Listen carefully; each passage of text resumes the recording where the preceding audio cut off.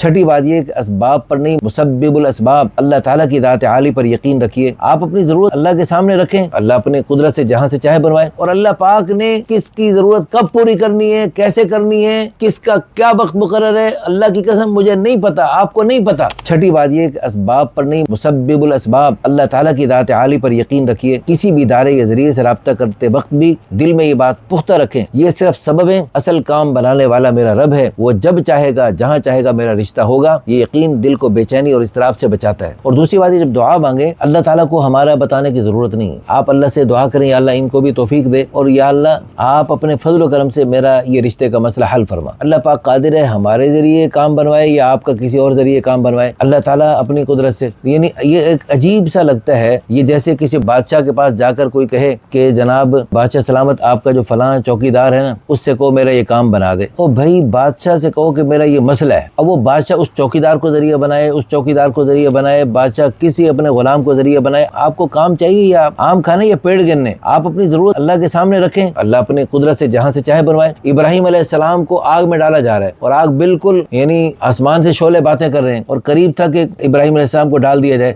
سارے فرشتے آ گئے مدد کے لیے، تو اللہ پاک کے پیارے خلیل حضرت ابراہیم علیہ السلام نے فرشتوں کی مدد کو ٹھکرا دیا۔ انہوں نے کہا مدد کی ضرورت نہیں ہے، جبریل علیہ السلام فرشتوں کے سردار آ گئے، مدد کی ضرورت نہیں ہے، اور مدد کی ضرورت تو ہے لیکن تمہاری ضرورت نہیں، میرا اللہ مجھے کافی، حسبی اللہ و نعم الوکیل نعم المولا و نعم النصیر۔ جب اللہ پاک نے بھی دیکھا کہ میرا پیارا خلیل یہ فرشتوں کو بھی یعنی خاطر میں نہیں لا رہا، ڈائریکٹ میری طرف متوجہ ہے، تو اللہ تعالیٰ نے پھر ڈائریکٹ آگ کو حکم دے دیا، اللہ نے فرشتوں کو بھی پیچھے سے ہٹا دیا۔ اللہ نے آگ کو کیا حکم دیا؟ قلنا یا نار کونی بردن وسلاما علی ابراہیم، اے آگ ٹھنڈی اور سلامتی والی بن جا۔ تو اسی وقت آگ ایسی ٹھنڈی اور سلامتی والی بن گئی کہ ابراہیم علیہ السلام کو وہاں بہت لطف آنے لگا آگ کے اندر۔ تو اسی طرح اللہ پاک اپنی قدرت سے آپ کا کام بنائیں گے، کہاں سے بنائیں گے، کیسے بنائیں گے، کس ذریعے سے بنائیں گے ہمیں نہیں پتا، اللہ پاک ہی بہتر جانتے ہیں کہاں سے بنائیں گے۔ اور پھر اللہ تعالیٰ کی رضا پہ راضی رہیں۔ بسا اوقات ایسا بھی ہوتا ہے کہ بندہ اللہ سے مانگ رہا ہوتا ہے اور گڑ گڑا رہا ہوتا ہے، اللہ پاک کو اچھا لگ رہا ہوتا ہے، وہ بندہ روتا گڑ گڑاتا بل بلاتا اچھا لگ رہا ہوتا ہے، تو اللہ کی قسم اللہ کو ہم اچھے لگیں، میں اچھا لگوں، اللہ کو آپ اچھے لگیں، ہمارے